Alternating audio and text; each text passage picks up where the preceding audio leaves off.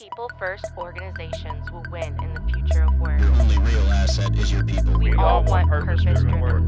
HR-led organization is the I'm future. sorry, but leaders don't lead empty desks and empty shop floors. Welcome to the People Strategy Leaders Show.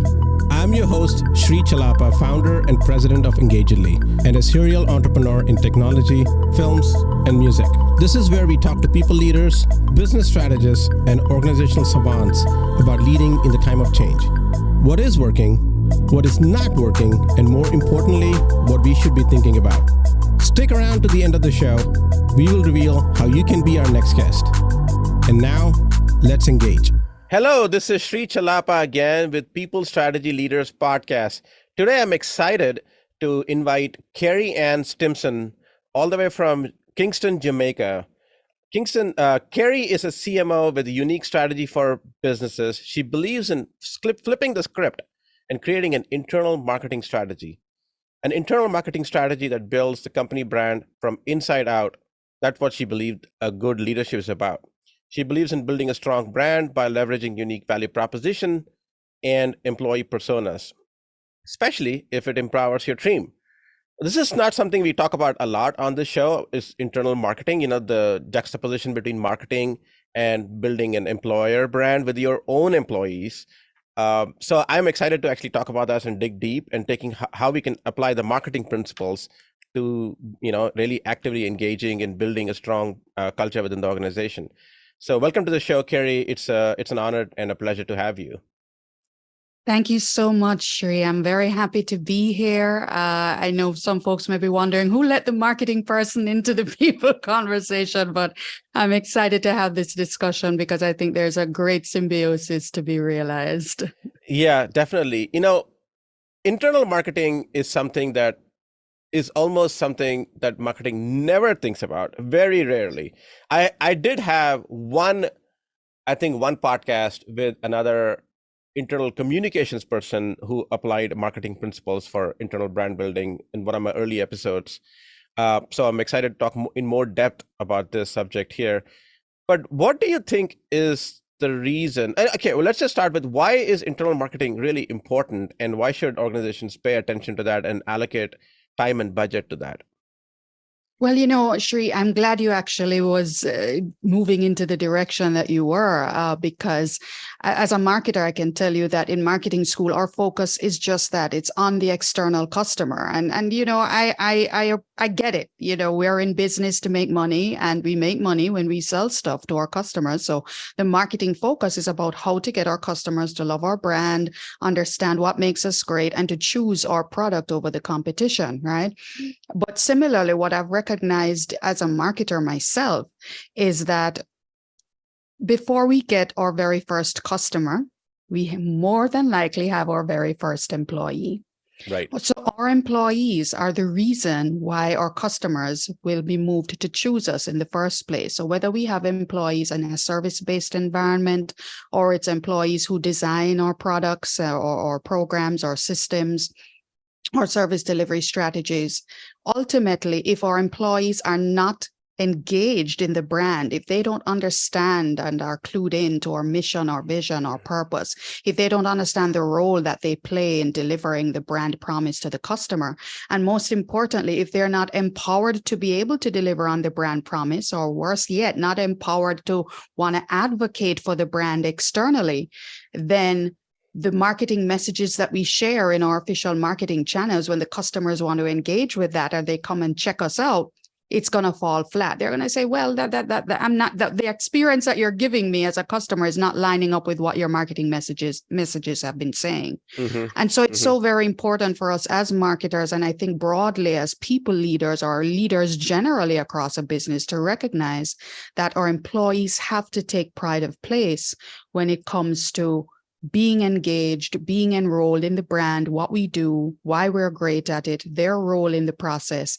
so that they're ultimately motivated and empowered to advocate for the brand externally and to deliver on that brand promise. So that's what internal marketing is about. So in the same way that we engage our customers and build loyalty and get them excited about the brand, in the same way, we're also going to have to build that sense of loyalty and excitement and engagement internally with employees, given the role that they play in executing the company strategy. Yeah, I mean, I was reading this quote somewhere. I can't remember the exact quote, but basically, if you want to treat your customers well, treat your employees well first, and it all starts from within, right? And it's the same thing as a human being, right? If you want to see change, start from yourself first. Absolutely. And I think the same applies to organizations. You know, if you want to see your brand get out there, you want to see the experience that your customers have with your brand, it will reflect the experience your employees have with your own brand as well internally. And I think organizations that ignore it are ignoring it at their own peril. And you can see it in a lot of organizations that have poor customer service, and there are a lot of them out there, to be honest. You know, you sit on hold for hours and then the customer service is not very helpful. Or you have just poor, in general, experience with a brand. Most likely it's because they also have a poor experience internally with their employees. Oh, absolutely. As well. Absolutely. So when you work with companies, you know, what do you, or your own company, wherever you experience, you know, this internal branding and internal marketing, you know, what are some of the mistakes that you see that people can, you know, organization leaders can avoid? Well, that's a great question. So I'm a CMO. My day job is that I'm a CMO. I'm the Chief Marketing Officer at a financial group, JMMB, based in the Caribbean. We're headquartered in Jamaica, which, as you said in your introduction, that's where I'm based. And we have operations across the Caribbean. And one of the things that I think company leaders missed first and foremost, as you would recognize in external marketing, as it's the same in internal marketing, is the product. So we know the P's of marketing, right? They're easily 4, 5, 6, I've read now 7 P's. But one of the important P's of marketing is product. Now, in external marketing, we know what the product is. It's a product or the service that we offer to our customers. But in the case of internal marketing, the product is actually the employee experience, the job, the culture, because that's, again, what the employees are feeling and seeing and engaging in. And so if our product is first and foremost not good, in the same way we wouldn't expect our customers to buy a faulty product that we're offering them outside, we can't expect our employees to be engaged and enrolled and excited about being a part of this great company if the product, aka their experience, the culture, the job, the compensation package that they receive, if they're not happy about that either. And so that's the first thing I encourage leaders to look at. What is the product that we have in place for employees to benefit from? Is it a culture where they feel heard, where they feel valued? Are they, of course, suitably compensated? Is the overall employee experience one where there is high trust, where there's a sense of safety? All of that forms a foundation for what really is going to be a great experience, which ultimately, again, engages and enrolls them and empowers them to want to be advocates of the brand and deliver on the brand promise. Yeah, absolutely. That's a very important thing. And, you know, CEOs and the CFOs and marketing team, we are always external focused, you know, and I'm guilty of that myself. Oh, to be yes. honest, because we are looking at our revenue, our growth, our sales, and our brand, and we're looking at our competitors, we're looking at our customers' perceptions.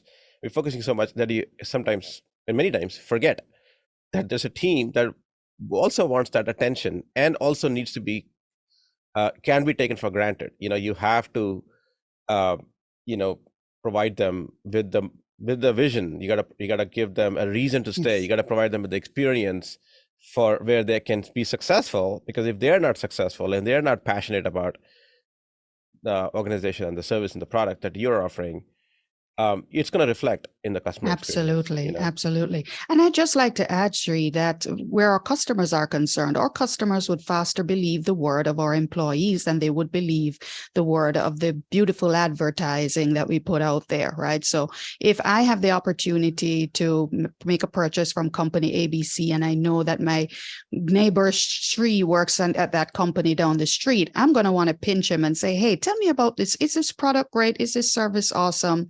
And Sri's going to give me the lowdown, right? Yes. Because he knows what's happening underneath the rug. So again, as companies, we have to think about engaging our people first, because what they say and how they feel about the brand and the product, it's going to come out. And if it's not good, it's not going to be pretty.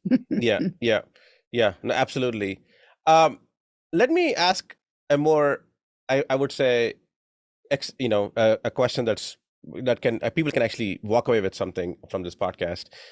Like, what are some of the things that you think the organization should do for internal marketing and branding? Just walk me through 3 or 4 things that you see are maybe not that much of an uplift. It's not like you're sending everybody to Jamaica for a cruise or the beach, but maybe something a little bit less expensive, less time consuming. And what are some of those things that can actually have a high impact that you've seen work? Absolutely. So first of all, like any great marketing program or strategy, you have to start with your research, right? So the first thing I recommend companies do is do some research into your employee base to understand how engaged they are and how they're aware they are of the brand and the products and the services. So we know we typically do your traditional employee satisfaction and engagement surveys to understand how happy they are with the company, the leaders, the compensation that they're getting. And yes, we want to continue to keep doing that. But I'm recommending that we add a brand component to those kinds of surveys. So we need to understand, do employees understand what makes us great as a brand? Do they know what our mission, vision, and purpose are? Do they feel proud to work for company ABC? Do they understand what our value proposition is? And if someone came and asked them, why should I buy from your company as opposed to the company down the street? Do they feel confident that they know how to answer? And having done that research, then you immediately get a picture of what's the kind of work that you need to get done. So do you need to fix your product, aka your employee experience, or do you need to spend time educating and sensitizing your team members, your employees, about what makes you great, why customers need to choose us over the competition, so that they feel, again, that kind of engagement and enrollment and empowerment to be advocates of the brand externally. So start there is what I suggest. The other thing that I suggest is that having done the research and done the work internally to fix your product, then you're going to want to start to look at, well, what are the internal communication programs that I need to be putting in place that work?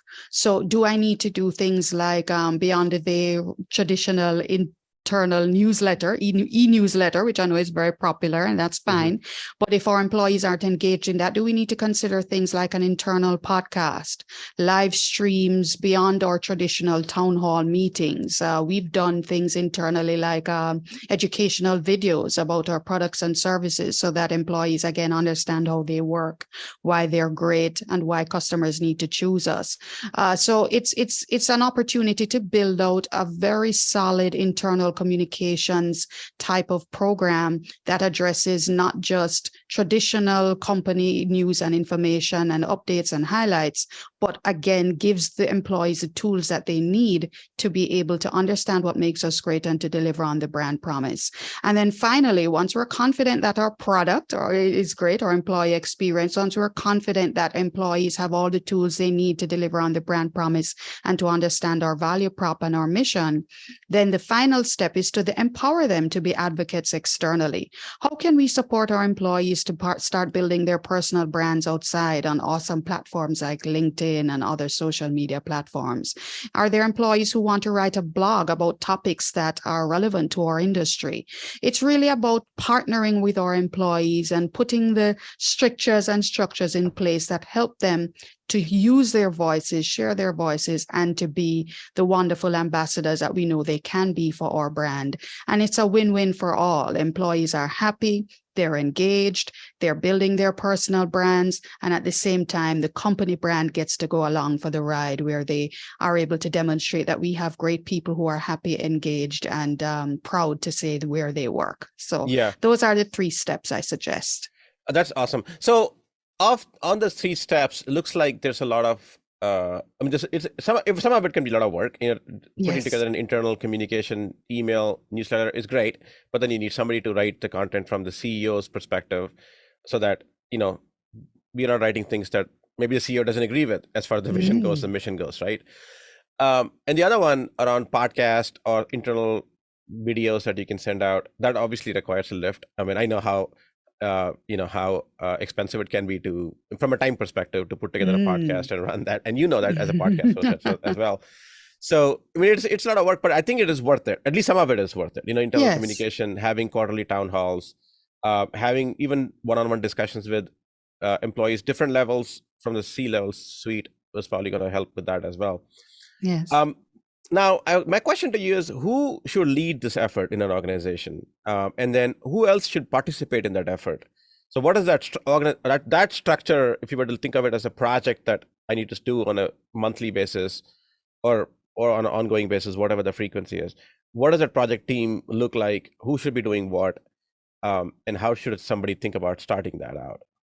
So you're going to get me in trouble now, Shri, because that question rather, has led to many conversations where there's a disparity of views. There are some who believe it should be led by marketing as a function that is really at the heart of it, driven to change mindset and change behavior, as we do in external customers.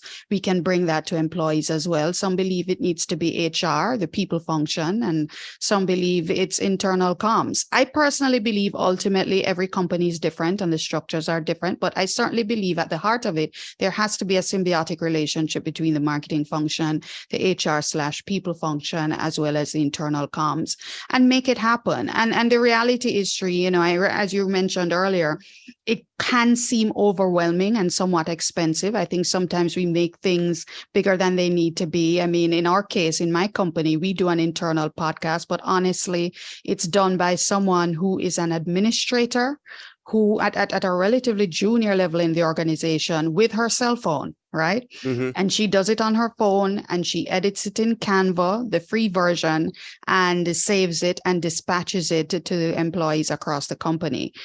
So just to show you that there really doesn't have to be too many barriers that we can erect in our own way if we recognize that, if we can find that symbiotic relationship across the 3 functions and empower more team members to use their voices in a way that's not frightfully expensive, but can be effective. Because when I think about it, team members would probably faster believe an administrator giving the internal podcast than something coming from the CEO's office. And even if the CEO were to be a part of it, yes, he or she would, but ultimately, team members who are at a junior level sometimes can evoke greater connection and believability than someone higher up the ladder. So it's just about being creative, but I think all those 3 functions should be working together, and who leads it should be a function of the company itself and how it's structured. I really like that idea of somebody other than the CEO at a lower level doing it, because that's they're representative of the voice of the employee, right? Yes, indeed. And I think there will be, because CEOs keep talking. I mean, I talk a lot.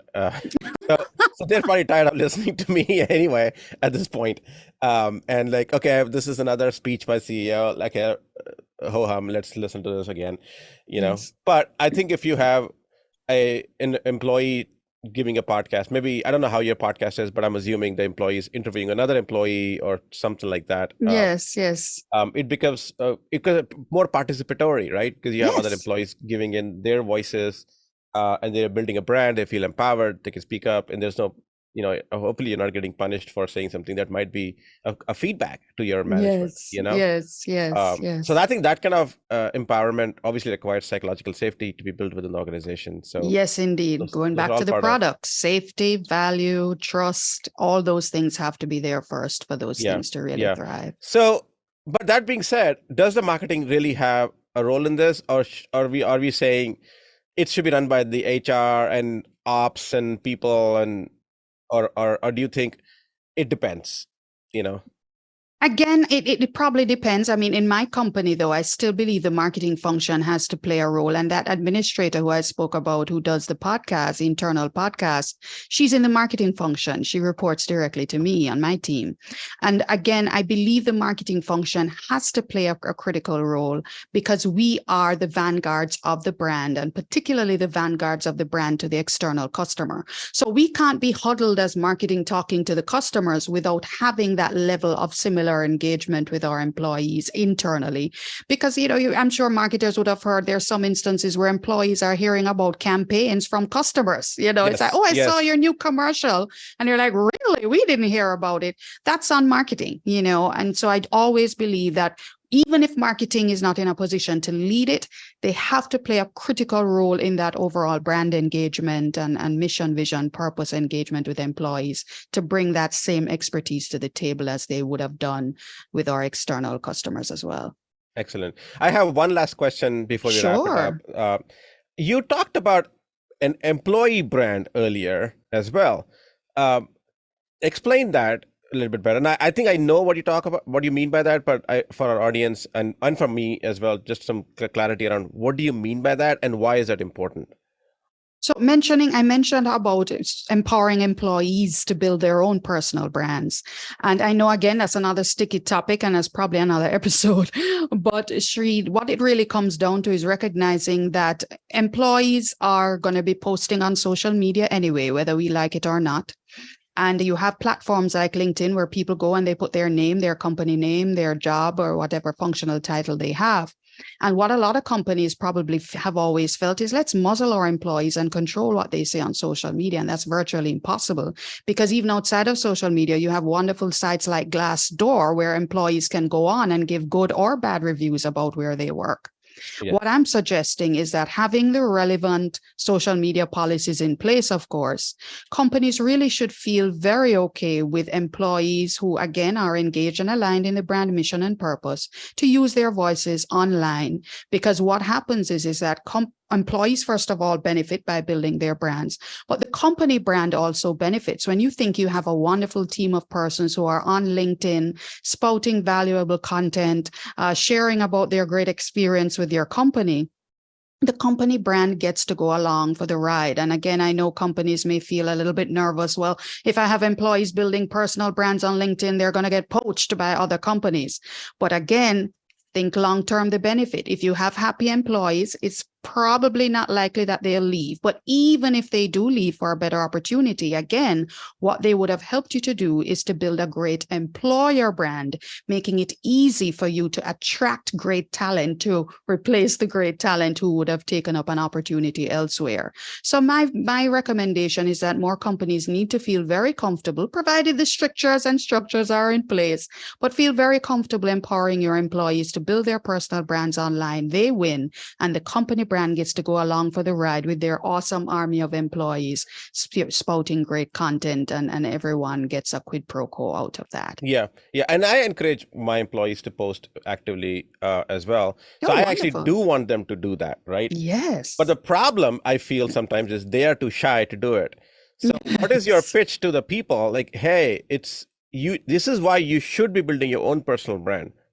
Yes, great question. And first of all, I understand it. Some are shy, and I guess we just have to first of all accept, Shri, that people are different, and some people may not want to post, and that's just them.